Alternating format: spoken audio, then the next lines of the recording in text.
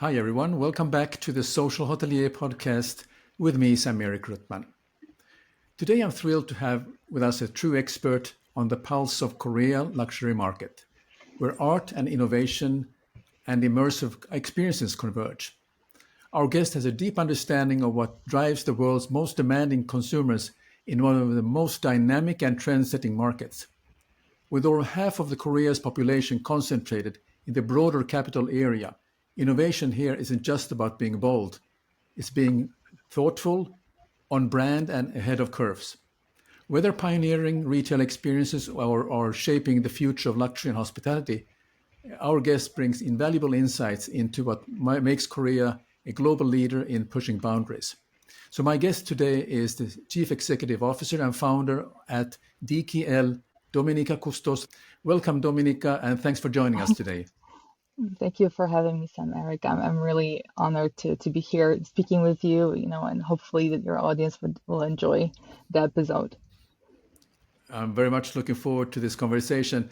So first, I think for our audience to get some background, can you share with me about your professional experience and why you founded DKL at company and why in Korea? Sure. So why in Korea? That's a long story. I've been here for 16 years. Originally came here as a student. I actually majored in Korean studies. I'm originally from Poland. And yes, came here a long time ago and ended up staying. I first, like I said, was an exchange student. Then I received a Korean government scholarship for studied fine art. And then kind of got thrown into the world of Korean business, building back on my experience as a Korean language student in Poland. I was a student where when basically Samsung, LG, and all the conglomerates were entering the Polish market. And so very early on, I had business development experience. So that's what I built on after my university here in Korea. And actually how I ended up founding my company, it's basically to connect my expertise in doing business development and directing Korean market initiatives in the digital commerce sector and consumer goods sectors. And I wanted to connect that with my background in fine art. Like I mentioned, I studied painting and also Korean culture. And I'm also currently attending the Executive Master in Luxury Management at Bocconi in Milan. And to further expand my knowledge of the luxury industry. And this is basically where I see the art and consumer goods meeting. That's why I'm studying it, and that's why I decided to start my own consultancy, because I thought, to connect all these elements of consumer goods, luxury consumer goods, art, and Korea, the knowledge about the Korean market, I thought, maybe that's kind of a very good starting point to kind of really put all of these different elements into one thing. Oh, very interesting. Yeah, it's very fascinating what you're involved with, and particularly Korea, which I'm very fond of course, having going there for many years. And I'm so amazed that of the changes and how dynamic it is, and how with such a neck-breaking speed, how things are excellently being developed and put in front of the consumers for them to choose. This is what's right for them, and so I think this is quite interesting. Innovation is actually one part which I'm so fascinated about in the Korean market, and Korea being such a highly saturated market, especially with half of the population concentrated in the broader Seoul capital area. So how does this density of influence of urban density influence the need for innovation in luxury and art experience? What is your view on that? So I think this question really hits the nail on the head. I think that the density is one of the major factors that contributes to what the market is, I think. Obviously, there are different elements to it. The amazing infrastructure that the country built out over the years, the internet connection that, it's not only like maybe in some other countries in Asia where you have completely mobile first, because the internet connection in general isn't as well established. But here it's really swift. You can use your credit cards everywhere. You have and then the mobile connection as well. So people are used to really just using technology because it works everywhere. There are no disruptions in services. And then obviously we have Samsung here, so people have access to the newest mobile phones, and so they are really able to, with ease, have the newest, most advanced models, which also makes them kind of very advanced users of such technology. And they have everyone has like a master, super device in their hand, basically, in the country. And then with the speed, I think, of the development country in general, like over the past 70 years, Koreans are just used to things changing rapidly and just trying out new things. And even elderly people here, they mostly use smartphones and they're fine with that, right? So I think that combined with the density that you mentioned, so having everything basically happen in one city or one conglomeration is actually city, right, in the end, because everyone else from around just comes into the city. It just gives for a very fertile ground for to try out new things, because there is an opportunity to constantly bring new elements into the market, and people also learn very fast, right? People are exposed to a lot of different stimuli. So, for example, with brand activations, right? You just really you have numerous activations within these hotspots, such as Dosan Park in Apgujeong, or Songsu, which used to be an industrial district, but is now the place where all the pop-up stores happen. And so basically that people are constantly exposed to new things. Koreans also very curious about the West. They are well traveled, so they know a lot of brands. And I think just being such a really well educated, discerning consumer, right?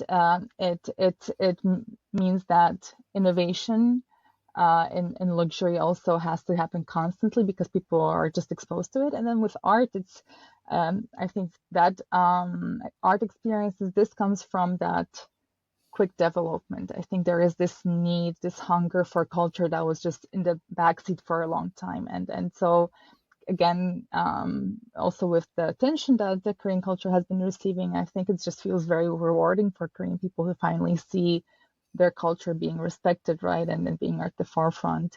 So yeah, it's a very, very unique combination of having this huge amount of people in one space, and they're all just used to things being new and dynamic. Yeah, I mean there was. I mean, if you're looking at the history of Korean travel, let's say to Europe, or I mean the places where people have been traveling has been traditionally maybe Japan and also United States, and then on certain honeymoon places where they go on honeymoon or holiday locations. But I also observed. I mean, this is now going back quite some time, that they were used to go in groups only, and they were want to see. See all the capital cities of Europe in 1 week, and then and that was sort of the experience because the photos were taken.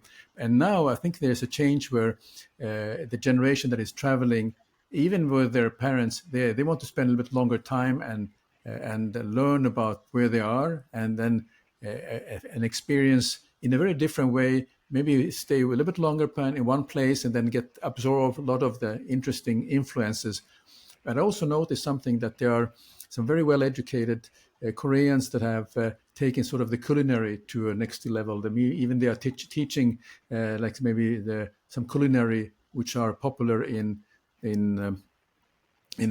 France and etc., and then bring back some ideas to Korea, and then maybe incorporate it somehow to what you see in the latest offerings. So I think that's kind of the things that my observations also, that how things are moving so fast that there are very few people said that, oh, there's nothing to eat, I have to bring my own food with me. So no, I think that people are now more brave to try things that where they're going and exploring things. So that's things.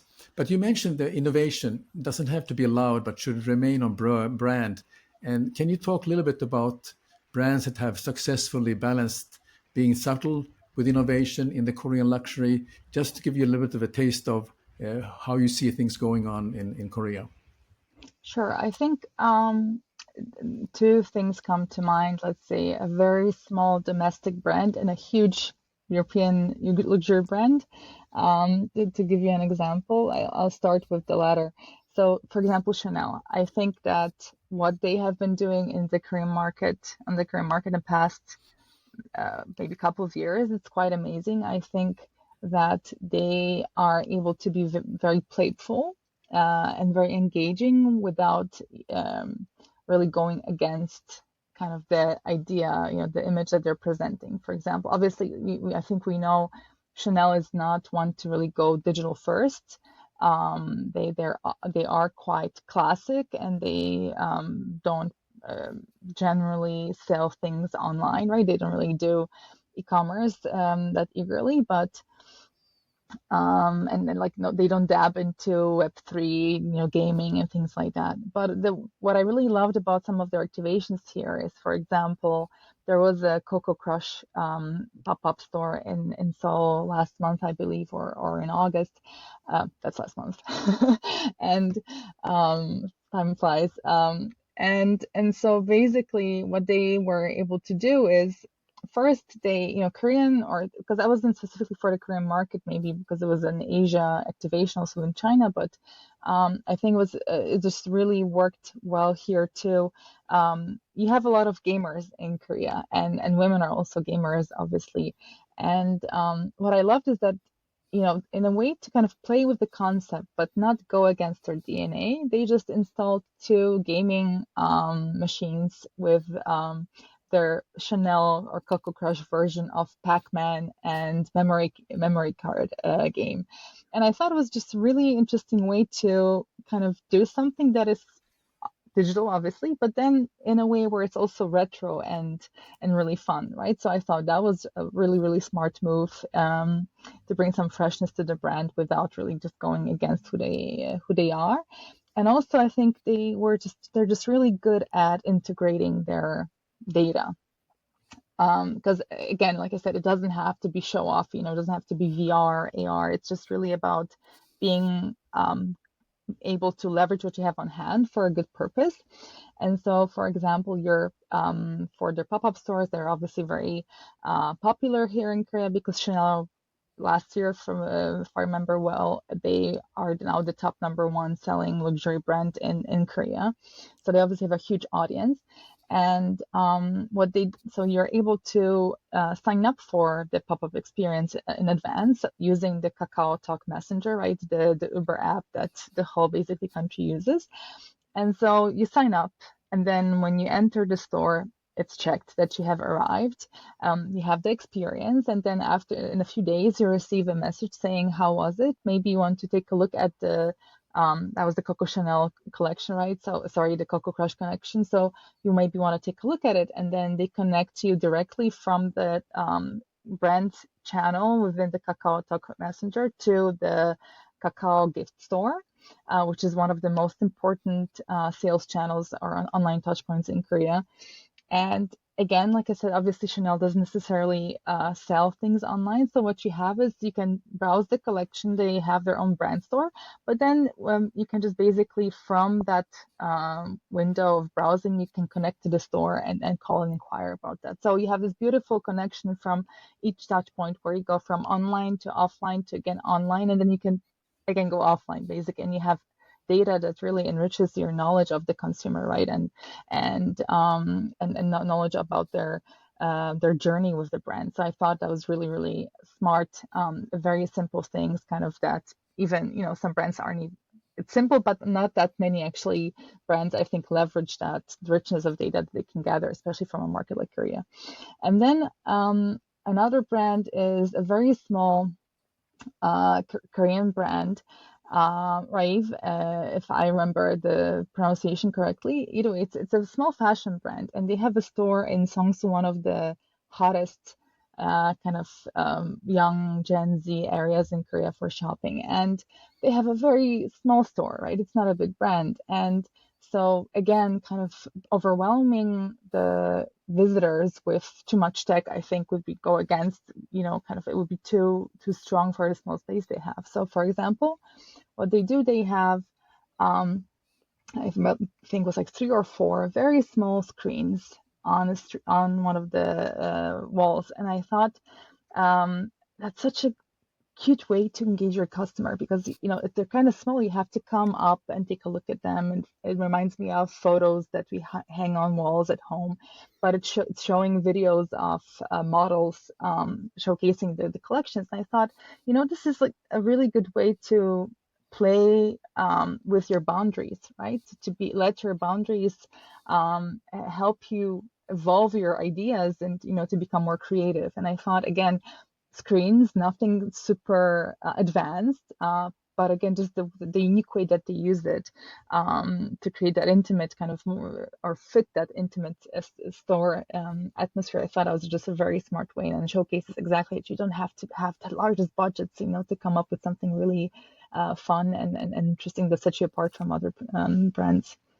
Is that predominant in that area that you were mentioning about, that you see this, or is it also maybe in some of the mainstream retail areas of Seoul that you have seen it?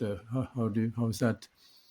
So these specific things that I mentioned, that's actually both of them, I believe, were in Seongsu, which is basically where we will have a mix of both domestic and overseas luxury brands doing different activations, right? Some of that obviously will carry through to other stores in the city, but I think that's like the hotspot for innovation. And so yes, you can definitely find more examples in that area specifically. That's very good.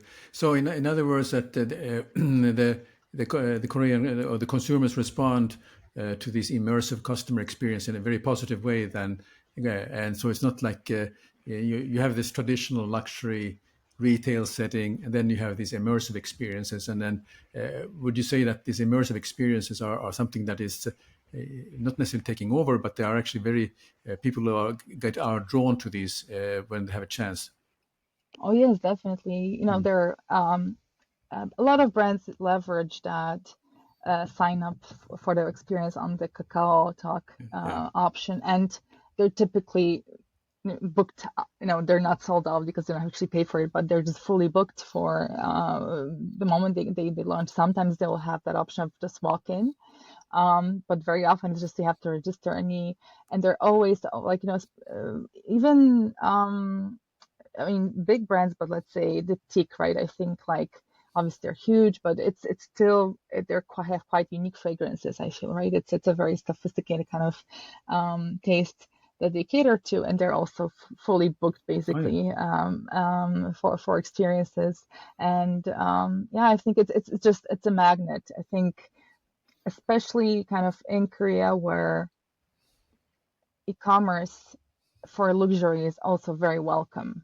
Right, like I said, for the Kakao Talk, the gift store, they have a separate category called Luxe, and then Bulgari, a lot of the even high fine jewelry brands, they will have their own store, and so. And the only differentiator between that category and other categories is basically a black banner on top that says, and with Lux in white, and it's just enough to kind of change, to kind of cater to, okay, this is luxury online, right, and kind of fulfill that function. So, unlike in other geographies, people are that's digital is just what they use, and so they use it. They like it for luxury as well. So I think, especially when you have such audiences that enjoy the online experience even for luxury, then you have to really create something special for them offline, right? To make that distinction that this space is not only for transactions but for experiences as well. Yeah. What is your view, and how can luxury brands stay innovative but while remaining true to their core identity? You mentioned Chanel being one of those classic brands. What are your views on that? So I think that innovation is important, especially in a market like Korea, where basically if you don't innovate, it's you really can disappear from the map in a sense, right? So, but I think like with any strategy really, for companies, you have to think of the why behind everything you do. And so I like to think about it also kind of like when you're shop sales, right? When I shop sales, I think, would I buy it for full price or not? So, and that's for me like, okay, if I would actually pay for it full price, that means I can purchase it on sale, and then I will actually, wear it, for example. And for me, that's kind of similar to the hot technologies or hot trends that are happening. Would you do it if it wasn't super hot right now? What if it wasn't the hottest topic? Because I think it's very easy for brands, especially in like the dynamic setting of social media, to kind of get lost and just chase trends. And then very soon you're just in a situation where you don't even know who you are anymore because you're just chasing the next big thing. Yeah. And so in that sense, the why really has to be there behind any activation or any decision, including innovation, so that there is this purpose. You know your audience, you know who you want to entice, and you think, okay, this is a dictionary, or of options for me, and which one do I want to choose? You don't have to choose everything, right? You don't have to be on all social media. Go on the ones that really work for you. So Yeah. that's kind of how I see it. Good.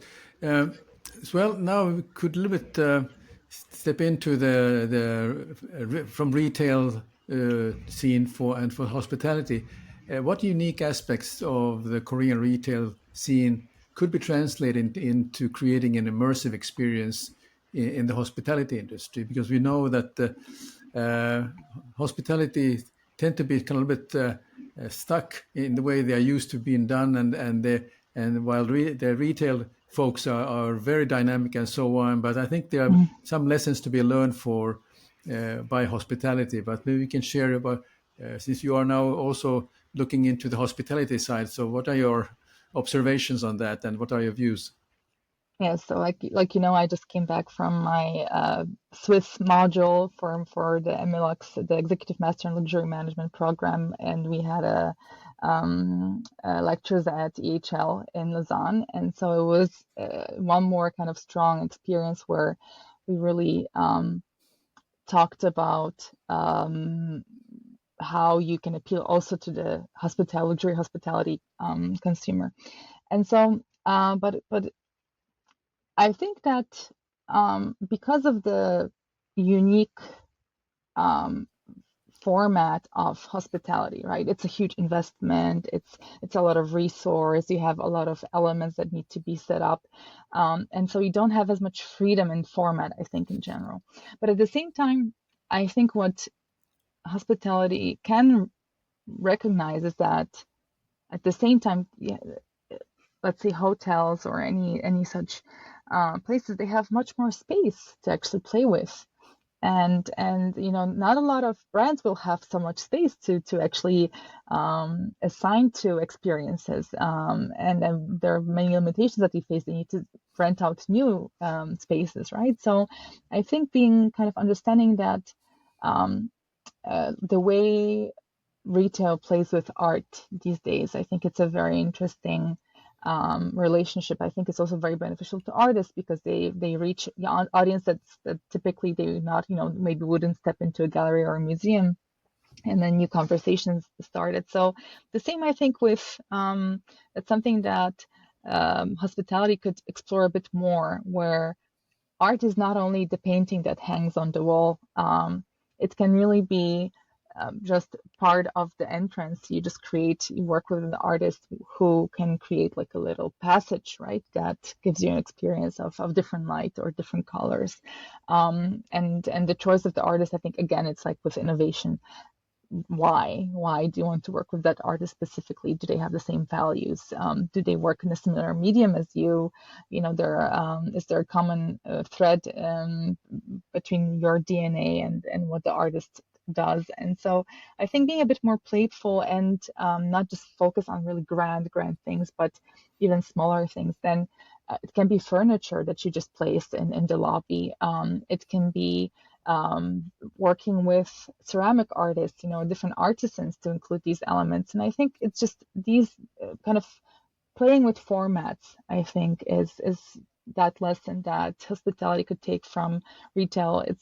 There are so many different things you could explore just if you understand yourself and kind of look at the scene a bit. There are just so many different interesting artists or artisans that you can work with, and I think that's really amazing. And another thing is, I was actually thinking today, apart from that artistic element, what else is there that hospitality could really learn from retail? And I think that localization element as well. From what I've been, I've been speaking to my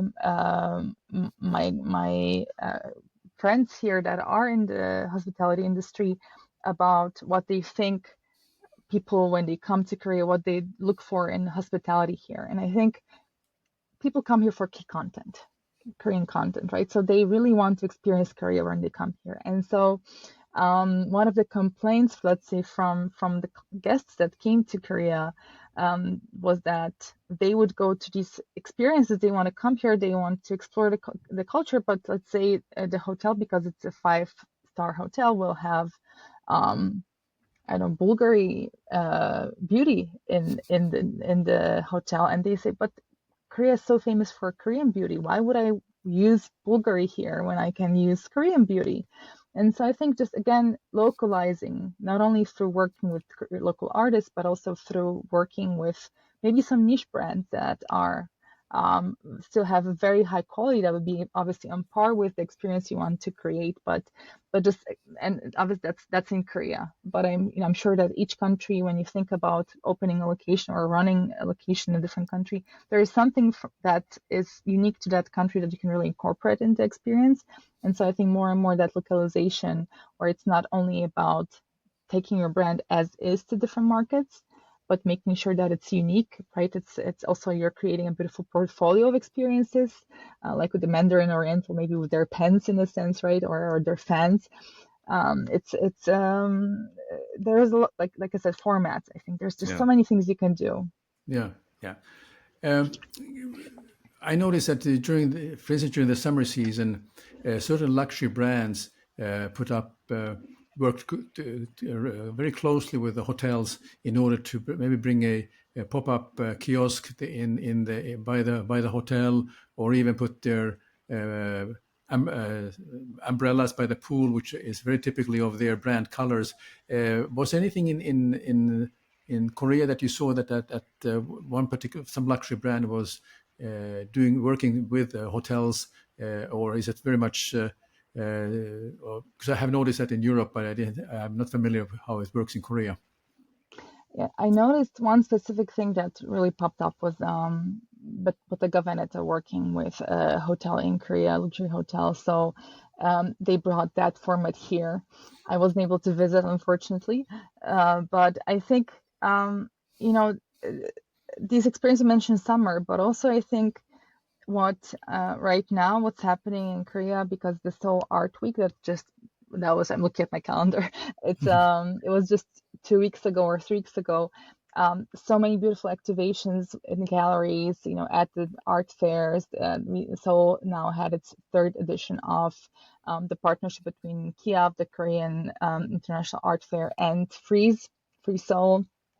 And so there are just a plethora of different kind of also luxury related experiences where luxury and art stood hand in hand. And I think that's just such a great moment to also, that because it's still kind of you can start the last week of August, early September, you still can bank in on that summer experience. I think in Korea, really leveraging that potential of doing something with a Korean artist, you then can appear on the scene. So I think that's not even necessarily just repeating the format of this kind of resort experience.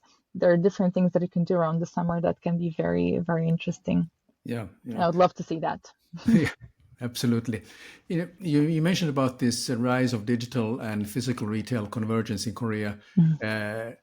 What could the hospitality industry adapt to create this seamless, immersive experience that you already mentioned that some retail brand is doing through the Kakao channels? Yeah, so another thing that I see more and more these days is cacao reservations, basically Yeah. that you can use for um, even just such a thing as artist talk, right? From really using it for hotels and travel to just simple reservations for museums and so on. And I think again, then you create that you reach the consumer or your audience where they are on all the time. You engage them, so you create traffic, you bring traffic to your experience.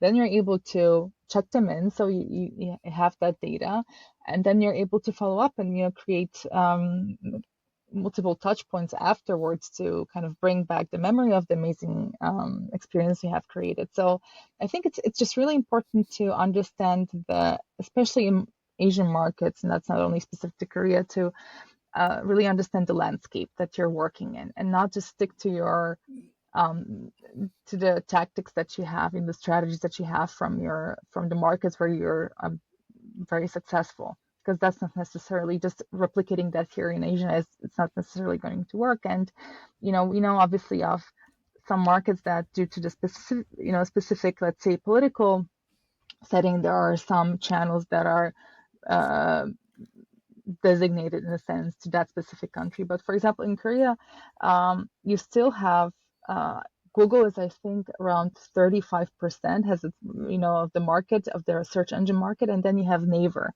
which is at around, I think, 56%. And one thing that Google is not able to do is it just doesn't have all of these add-on services that Naver provides, right? It's really is a much more robust ecosystem than Google. And so leveraging all of these different elements, everyone has basically a Naver installed on their phone, everyone has Kakao on their phone, and you're able to reach your audience through so many different channels. So just remember to understand where people are. Yeah. How can you create these connections? And I think another kind of cautionary tale here is Sephora. Is of course Korean beauty. It's a tough market, but you have Sephora, who is such a giant. Everywhere, every market they enter, basically they really dominated, and they had to exit Korea after 5 years. Why? Because one of the reasons is basically just I think there wasn't enough humility for the market to really they just entered some super important for their sector channels too late. They didn't innovate the spaces that they created. I remember going to the same store for 5 years and it was just really the same over 5 years. When the Olive Young, the Korean beauty chain store, that was just every few months they would change something. Obviously, they wouldn't rebuild the store, but they would change something and make it more interesting for people to Yeah. come back to, right? And so I think it's understanding the dynamic, the channels that your audiences use, um, and making sure that you connect with them there. I think it really helps to collect data from actually an audience that is very open about using their data. In Korea, to use any sort of thing, you have to register, right? So people are used to the fact that, okay, I'll give up my data, but typically, okay, what am I going to get in return? And if you're able to actually leverage that data for something to make and create a meaningful connection with your audience, I think that's when you really can ensure that you have a bigger chance of really becoming known on the market and creating a good relationship here with the Korean audience. Excellent. Now, of course, I want to also understand a little bit about your personal view on certain things like the Korean pop culture. It's a global sensation. Do you have a favorite K-pop artist or drama that you think perfectly captures the essence of Korean luxury and innovation? So actually, for Korean dramas, I have to say I'm a big fan of the Korean noir um, uh, cinema. So I don't think that any of my favorite things would necessarily fit that topic. Maybe perhaps I think there was a hit show of Crash Landing on You, sorry. Yes. So there is, yes, there is that element of the Harris, and she creates a brand. I think so a bit of that it does show kind of the idea, I think, of the highest stratus of the society, how they consume. But I think in terms of K-pop, I have a very eclectic uh, music taste. So it's a taste in music. So it's not necessarily that I don't listen to K-pop, because if I enjoy it, I think, I'll listen to music, to a song or two. But what really sticks with me is I first came to Korea in 2008, and that's when I think the so-called second generation of K-pop was happening. So Big Bang, 21, these really big stars. And for Big Bang, one of their members is called G-Dragon, and he was the first, I believe, Korean ambassador, if not Asian, to work to be a global ambassador for a luxury brand. That was Chanel. And so I really enjoy going back to some of his music videos. I think one of them was like from 8 years ago. It's called Crayon. And I think you can see that he's such I think that he really is an artist. You can see that he's a very multifaceted persona. And it's a very fun video. It's very colorful, but you also have luxury in a really fun way incorporated in that. You can see a lot of his personality kind of shine through the video, and I think it kind of shows you why K-pop and luxury. It's like, where did it start? I think it's just a very joyful experience, and it's very sophisticated, like as in visually sophisticated, not necessarily just kind of like not quiet luxury, but there's something very visually polished about it. And I think in that sense, that the attention to detail that comes with K-pop, because it is such a strong industry built out, I think that that level of sophistication in that sense really works well with luxury, and that's where the interesting partnerships come from. Very good. What's the most memorable or surprising customer experience that you have come across through all those years in Korea? Something that made you think, only in Korea? So I think I'll go back to retail, and it is quite a recent experience actually, but I thought it was just really wow in Korea, only in Korea. So there is this brand called Other Error, and it's a kind of street fashion brand, more premium, and what they create in their stores, it's beyond anything I have ever experienced anywhere. It's a very futuristic brand, and so I went to their Songso store. Like I said, that's the area where all the hot pop-ups are happening, and you just really enter into an experience. Just feel it from beginning. You have basically 3 rooms before you enter the store, and even the beginning of the 4th room, it's basically a kind of a spaceship that is placed in above a water container, basically like bubbling water, like a crack in the concrete, and you have a little lake with bubbling water, and that spaceship, there. And then in the room preceding that, you have it's like a space construction with an astronaut hanging from the ceiling, and it's just like it just sets in such an amazing tone. It's just so much curiosity when you enter the space, and each and every little thing that they do, it's just it's a glorious surprise. And for example, I went to another store in Apgujeong, and there they have it's a standalone tall building where they have kind of narrower spaces to work with, in a sense. And the staircase, it has a stained glass window built in. They have a mirror just next to the stained glass, because like I said, it's a very narrow passage, so it really amplifies the colors. And then on the ground, between the floor and the staircase, where there's an empty space, they built in a space cathedral with another stained glass kind of installation, and there are miniature figurines kind of like at the altar, telling a story. That's, like I said, it's a very futuristic brand, and you're just thinking, honestly, like, who would have thought to put all of these little surprises here and there for people to discover as they move through the spaces, different layers of stones as the tables and so on. I just thought really they're not, they're not a globally recognized brand. They don't have the budgets of the Chanels and the Louis Vuittons out there, but they really understand that this is how they stand out and they create a very loyal audience. And I thought, like, just wow, honestly, wow. Like, I love Yeah. just going there to be wowed by them. Wonderful. Well, these are some very hot tips that you're giving out now. So for the audience to take note of, and I really learned something myself. Places to go for my next visit in Korea.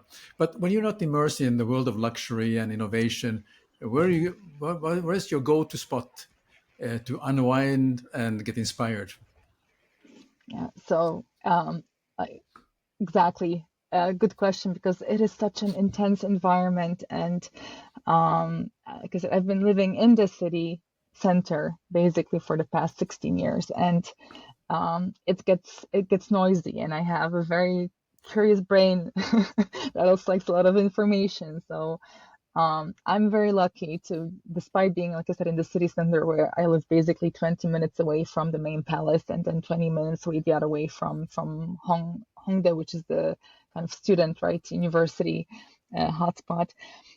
I also live next. Basically, I have a mountain behind my place, and also in front of me. And then, if I just take a 7-minute walk, I arrive at the Hongdae stream, and it's becoming. I think I see more and more young non-Korean kind of people coming also to visit it. So I think it's getting popular with the non-Korean audience here in Korea as well.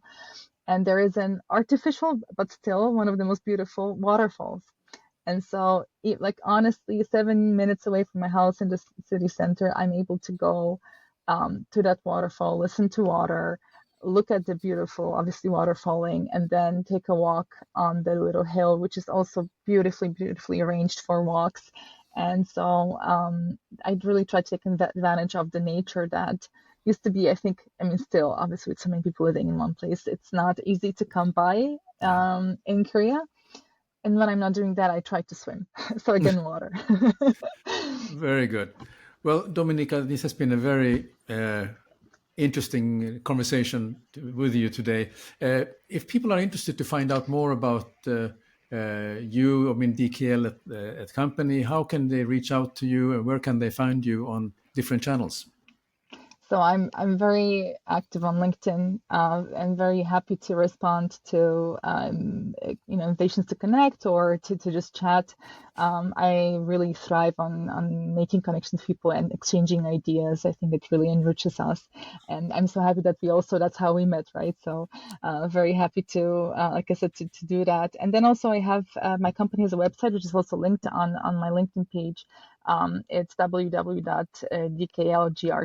from group.com. And so there I have, it's a very small website, but I like to put my musings that I put on LinkedIn also on the blog on the website, so that there is like a little library of my explorations of the Korean retail scene and art scene in connection to that. So if anyone's interested to read a bit more on the topic, I would like to welcome them to invite them to the website.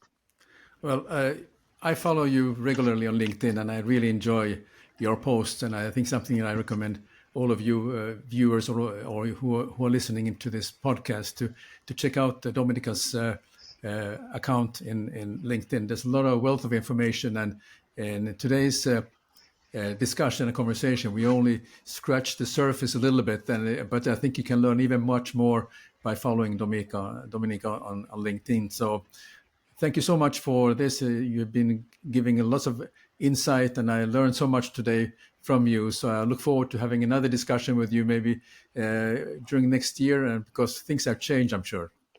Oh, yes. And I think sometimes visiting every 3 months is enough. No, every month. So I definitely have some new materials to share. And thank you so much for the invitation, Sam-Erik. It was really an honor to be here and speak to you and address your audience.